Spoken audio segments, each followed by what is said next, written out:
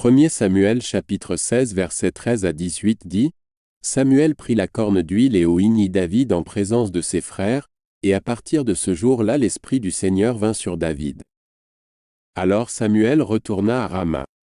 L'Esprit du Seigneur quitta Saül et un mauvais esprit venant de Dieu le tourmentait. Les conseillers de Saül lui dirent « Nous voyons qu'un mauvais esprit venant de Dieu le tourmente. Que notre roi ordonne à ses serviteurs qui sont ici de chercher un homme qui sache jouer de la harpe.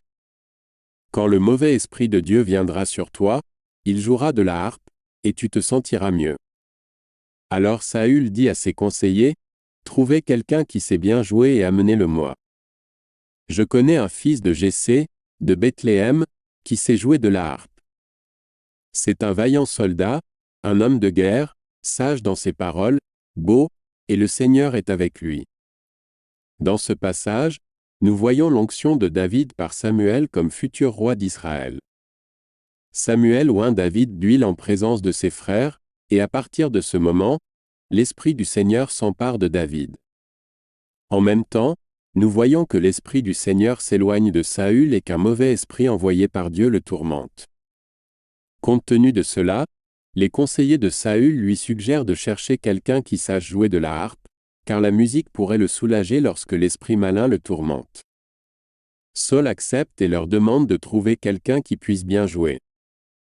L'un des serviteurs mentionne David, fils de Jessé, comme un joueur de harpe habile, en plus d'être un vaillant soldat, sensé dans ses paroles et beau. Ils prétendent que le Seigneur est avec lui.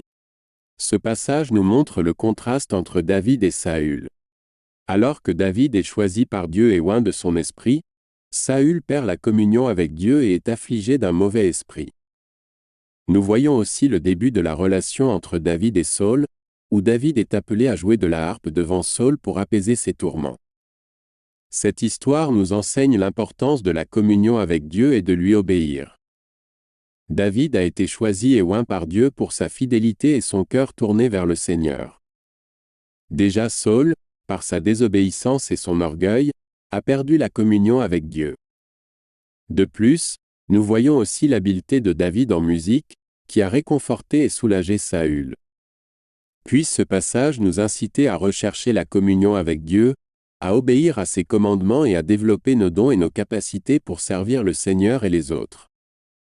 Puissions-nous être sensibles à la conduite du Saint-Esprit dans nos vies, tout comme David l'était, et trouver soulagement et réconfort dans la présence de Dieu.